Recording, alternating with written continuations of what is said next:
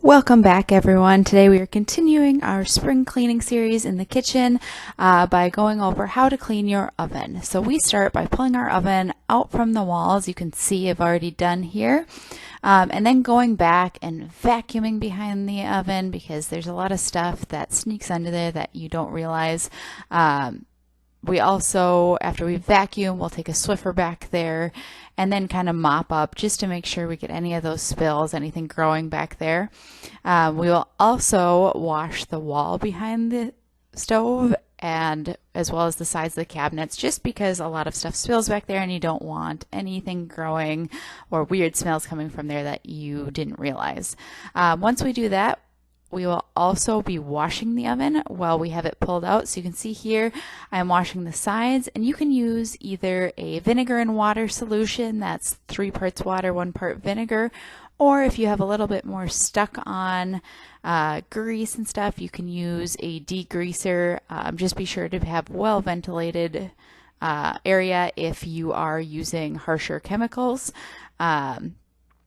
But yeah, we want to scrub off anything that might have spilled down the sides, as well as just to get any dust off again.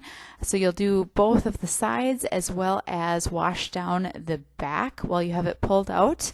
Another option while you have it pulled out is to pull out the vent covers for the hood over the range and just wash those out because those can build up with grease and gunk over time as well.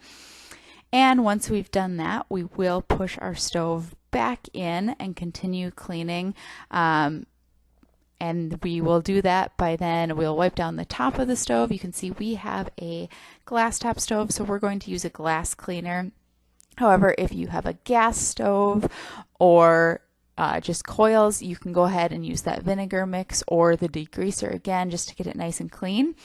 We'll also want to wipe off all of the knobs. If the knobs are removable, I would actually recommend taking them off to scrub around them, as well as you could wash those in the sink.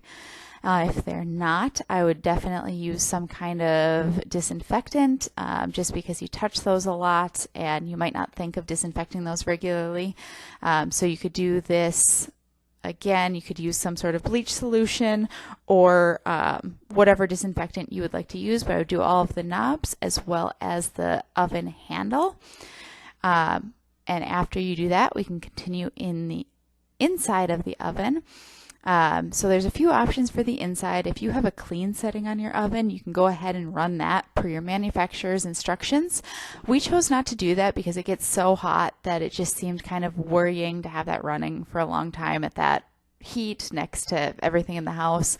I'm sure it is safe because they tell you can do it, but we chose not to do that. So we scrubbed out the inside again using a combination of a degreaser as well as some of the glass cleaner, as the glass cleaner really worked to scrub off the baked on spills.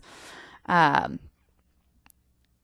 once we got that all clean, we line the bottom with tin foil just to make it easier to clean future spills, so the bottom can collect all of that and you don't have to scrub the bottom. It's just the splatter on the walls. And once that's done, we close it up and then we pull out the warming drawer on the bottom and take everything out of there and just kind of rinse out if there's crumbs in your bakeware that you might store under there, as well as vacuum out the drawer and wipe it out. Just make sure it's completely clean. And then we push everything back into place and we are done. And that is just a quick and simple way to clean your oven. We do have a downloadable guide for that, as well as our kitchen cleaning checklist on the blog. So be sure to check out that link either in the cards or the video description below. If you liked this, be sure to give us a thumbs up and subscribe and continue joining us as we continue in our spring cleaning series.